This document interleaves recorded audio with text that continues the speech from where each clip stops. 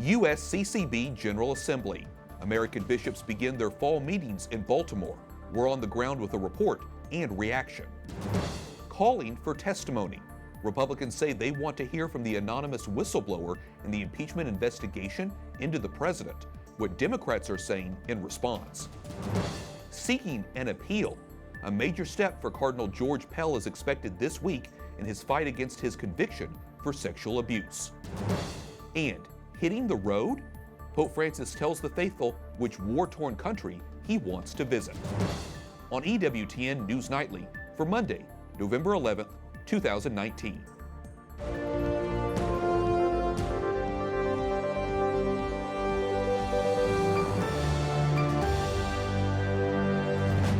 Good evening from Washington, D.C., and thank you for joining us for news from a Catholic perspective. I'm Wyatt Goolsby. American bishops converge in Baltimore for their annual meeting. They're discussing the sex abuse crisis, as well as many topics from Hispanic ministry to bringing people back to the church. They're also getting ready to pick their new leaders. We'll speak to a bishop in just a moment, but first, correspondent Jason Calvi reports from the meeting. I think it'd be good for all of us to hear that. The American bishops want an update on the investigation into former Cardinal Theodore McCarrick. All of those in favor? Aye. Those opposed? The ayes have it. With that, they approved adding time for the update to this fall's agenda. I echo the request for the investigation report on McCarrick. I think that would be a fitting closure to your great work in these difficult times. It was June 2018 when the church first removed McCarrick from ministry. Since then, the U.S. Bishops' Conference spent over $2 million extra unplanned dollars to legal fees, conferences, and consultants.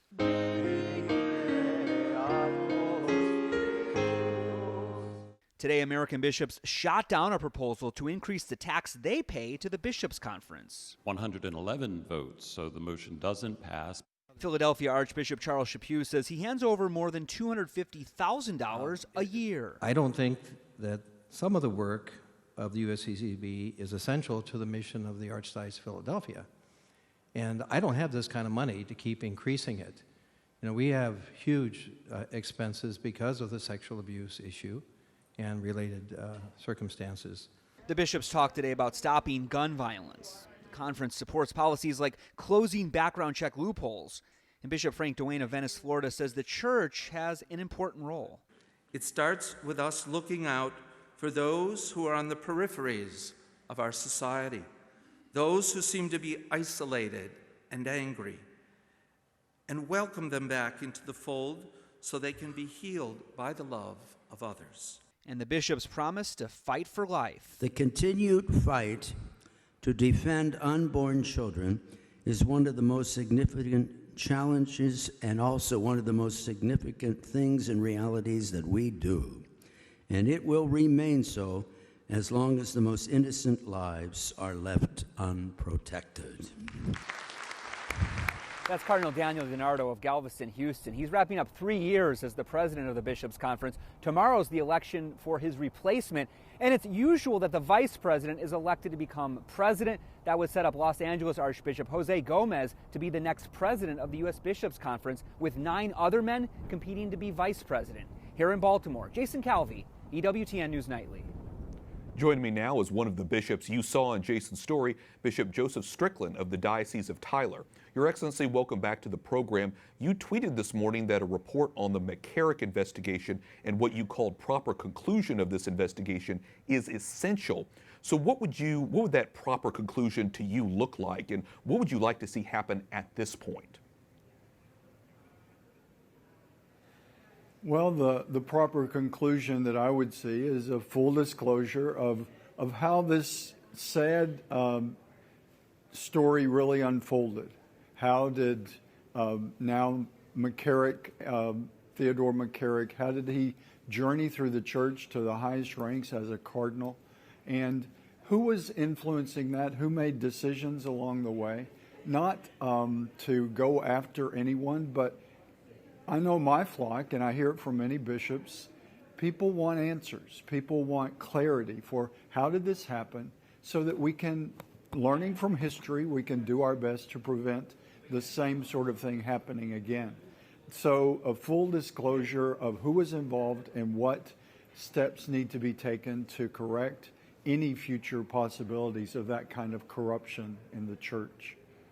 Yeah, transparency seems vital in this situation. The Pope's representative challenged the bishops to think about how they're putting into practice Pope Francis' teachings. So how do you think the bishops should go about doing that? Well, I certainly embrace Pope Francis' call to go to the peripheries. But I guess what I would add, and what I hear from my flock in East Texas, is to bring the fullness of the faith, to bring a vibrant, challenging Catholic faith out to the peripheries. What I see sometimes happening is instead just going out to the peripheries, but not bringing the fullness of the faith, and at times even trying to water that down. We talked about that in terms of the youth that we're losing. We've got to quit watering down the message of Jesus Christ. And so I believe all of us need to absolutely go to the peripheries, go to where people feel left out of society in whatever ways. Those are the ones that Jesus Christ went to. But he brought the fullness of the challenge of his good news. And I really believe that is what we really need to focus on. There are too many ways that the deposit of faith is being diminished or dismantled in various aspects, or attempts at that. Certainly the Holy Spirit guides the church, and we trust that the Holy Spirit is still guiding and always will guide the church. But we have to be very clear about what this challenging truth of Jesus Christ, the Son of God, what he brings to the peripheries, what he brings to everyone. Just to follow up with you on that, like you were saying, the bishops today talked about all those ideas about bringing Catholics back to the church, getting them re-engaged, as you say. You had asked a question and obviously engaged in the discussion about that. Do you think that the idea of the fullness of the faith that we have in the Catholic Church, the fullness of truth, is really the answer to this? Is that how we can draw young people back in? Absolutely. That is what I believe we need to do. That's how the early church started. I like to say in the diocese, as I travel around, we need to be first century Christians in the 21st century. We need to have that same fervor. We know Jesus Christ is our risen Lord. He's present in the Eucharist. There is a way of life in order to be in communion with the church, to receive the body and blood of Christ. None of us are worthy, but we're challenged to be more and more worthy, to grow in holiness.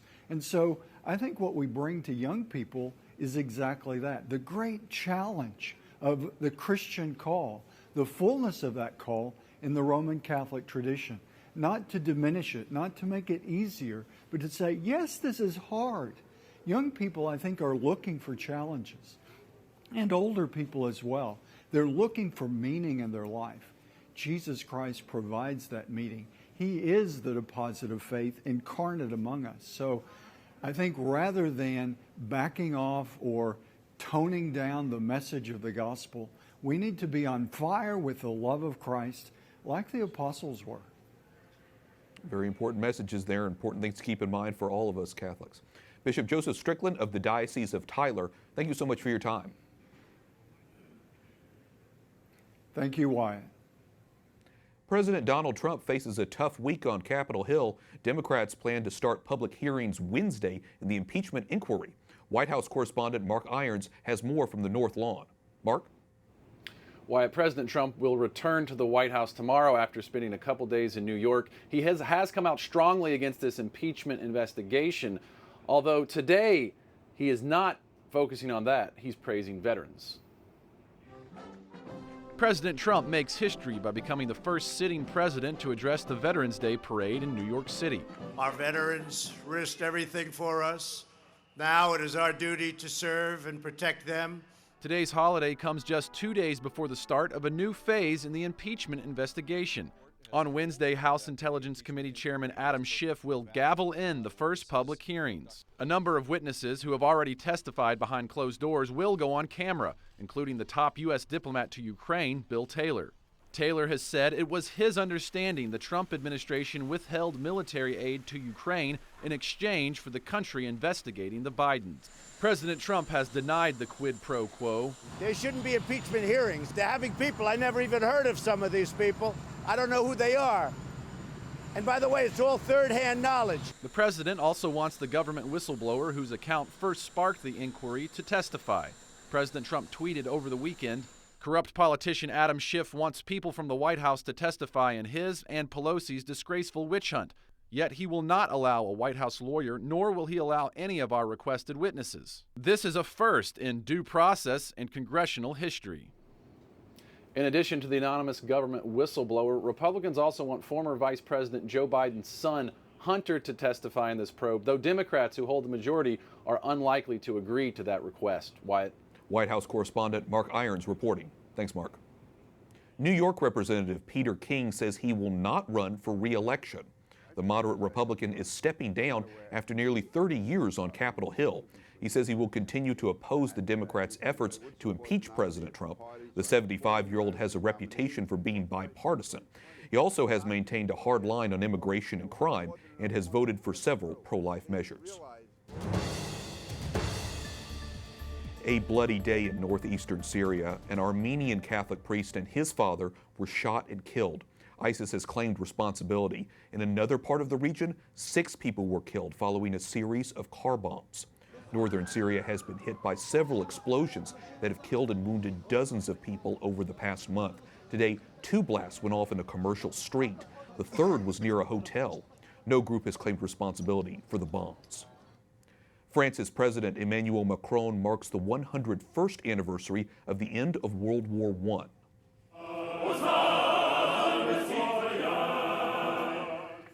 Macron visited the tomb of the unknown soldier in Paris. He also laid a wreath and inspected troops during a ceremony in the heavy rain in the country's capital. Also in France, Catholic bishops approve a plan to begin payments to survivors of clergy sexual abuse. Anyone recognized by a bishop as having been a victim will be eligible for compensation. The money will come from donations.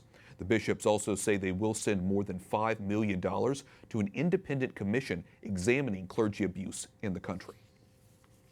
It's an important week for Australian Cardinal George Pell and his appeal for a conviction against sexual abuse. Australia's highest court is expected to rule this week on whether it will hear the Cardinal's appeal.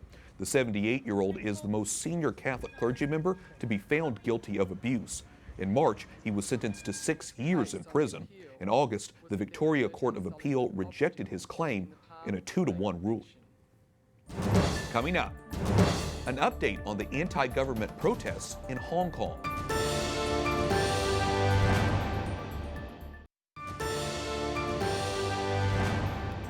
Both the president of Bolivia and his would-be successor have resigned. President Evo Morales has been in power for nearly 14 years. The socialist leader was pushed out of office by the military. The country also has been roiled by weeks of massive anti-government protests. There were celebrations following the announcement. One demonstrator said the celebrations was because Bolivia is finally free.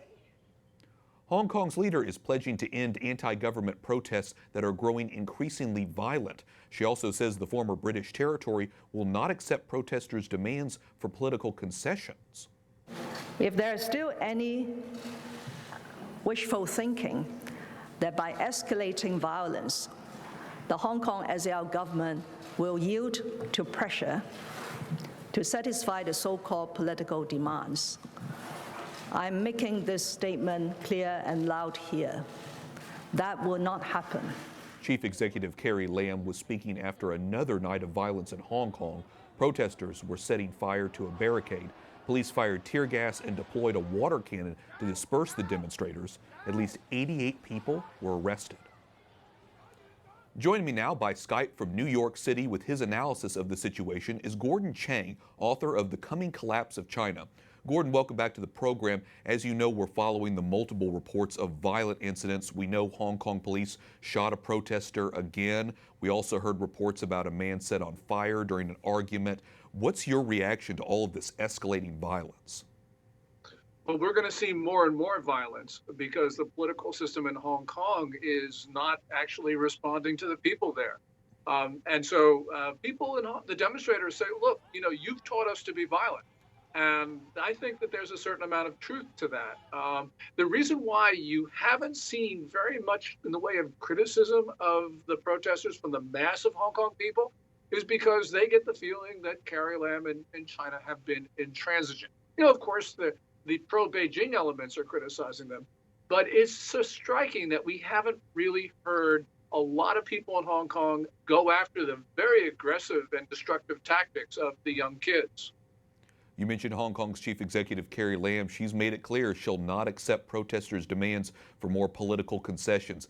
Do you think these demonstrations, now that it's been 6 months, are effective or will be effective in getting the government to listen? Well, they haven't listened so far, Wyatt, and you would think that they would have, given that there have been protests almost every night for a straight 6 months. We've seen almost 2 million people in the streets in a few of these demonstrations. The problem here is that Carrie Lam is not making decisions. The decisions are being made by Xi Jinping, the Chinese ruler. He once actually had the Hong Kong portfolio on the Politburo Standing Committee, and it's his hardline policies today that are being implemented. So I think that we're going to see an indefinite continuation of violent protests in the streets of Hong Kong. Lam also says she'll, quote, spare no effort in bringing an end to the protests. Does that worry you about what's to come?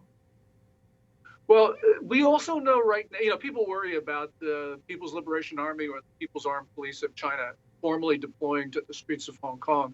But we've got to remember that for months now, there have been credible reports of Chinese forces who have been wearing Hong Kong police uniforms. We've got Hong Kong policemen in a Cantonese-speaking city who can't speak Cantonese, who are speaking Mandarin, the language of Beijing. Also, they can't show their Hong Kong identity cards, and they're being called comrades by other policemen. So right now, the Chinese are trying to do this by stealth. And I think actually, when you look at the breakdown in discipline in the Hong Kong police force, which was once called the most professional organization of its kind in Asia, we've seen a complete breakdown of discipline. That really coincides with the use of Chinese forces in Hong Kong police uniforms. Hong Kong is preparing for district council elections later this month. Pro-democracy candidates are on the ballot. Do you think those elections will do anything to calm the unrest? They could, but there's always been talk of canceling the elections. And we know that Joshua Wong, who is not a pro-independence figure, was disqualified. A number of candidates have been arrested. So this could actually inflame the situation instead of tamping it down. A lot of disturbing reports coming out of Hong Kong right now. It's so important that we continue to cover it, and it's important that we get your analysis. Gordon Chang, author of The Coming Collapse of China, thank you so much for your time today. Thank you, Wyatt. Up next, how the oldest living former president is drawing devotees to church.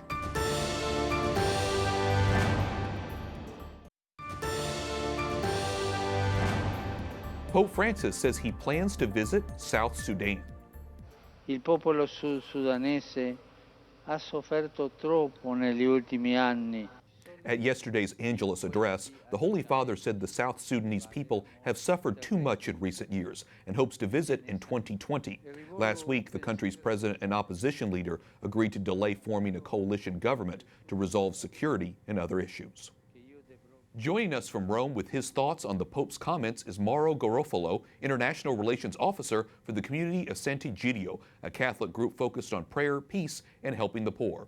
Mauro, welcome back to the program. Pope Francis kissed the feet of South Sudan's political leaders when they came to the Vatican in April. How did that event lead to his decision to want to visit the country? I think it's a path of friendship that the Pope is showing. We knew already that the Pope Francis was willing to visit South Sudan. The spiritual retreat in April was another sign of love of His Holiness to the country. And now we heard in the last Angelus the announcement of his forthcoming visit next year. So I think as he said, is very dear to him, the country, the story of sufferance, and also is willing to do whatever he can to support the peace process and dialogue. Let me follow up with you on that. How would a visit from the Holy Father influence the country? What would be the significance? I truly believe this would be a game changer. We saw the Pope in Central African Republic, we saw the Pope in Mozambique, and his visit should represent really a sign of peace and reconciliation.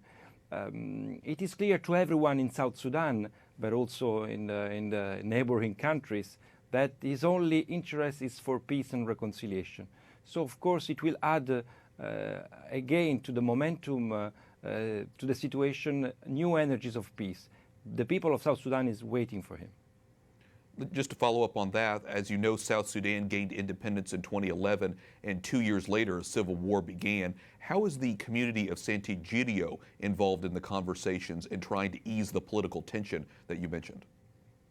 We have been working in South Sudan since the independence. We were present at the celebration for independence. Unfortunately, it did not go as expected, and the country started a long war based on ethnical division.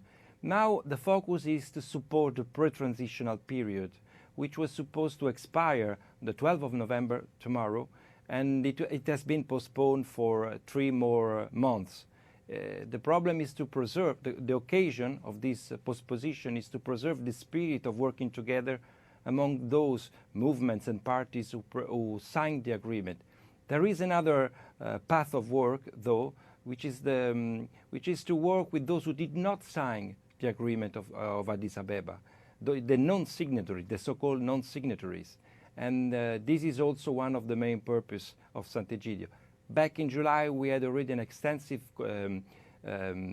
discussion with the leadership of the pre-transition, and we will go on to support and to achieve the maximum before the end of the time. Well, I know a lot of people are praying for your organization and praying for Pope Francis, as of course the Church continues to have a leadership role here in South Sudan. So we'll continue to follow the issues there.